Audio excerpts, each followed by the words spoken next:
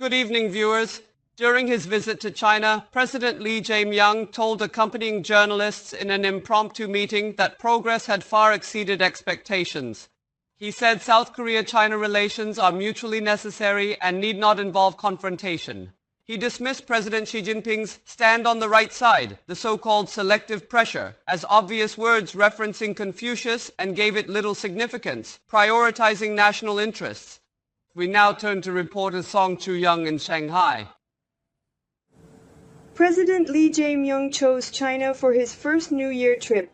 On the last day of his state visit, he once again stressed practical diplomacy focused on national interests to the press in Shanghai. President Xi Jinping does his utmost for China's national interests. President Lee Jae-myung of South Korea is doing his utmost for the country's national interests. This reflects his stance on President Xi's "choose the right side" comment at the South Korea-China summit 2 days ago. We must firmly stand on the right side of history and make the right strategic choices. I saw those words as Confucius' teaching. We should strive to live upright. I understand it that way. Even if it was indirect pressure not to side with Japan amid China-Japan conflicts, he is clearly not going to respond.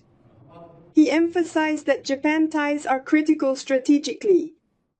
President Lee assessed that there had been more progress during this visit to China than anticipated.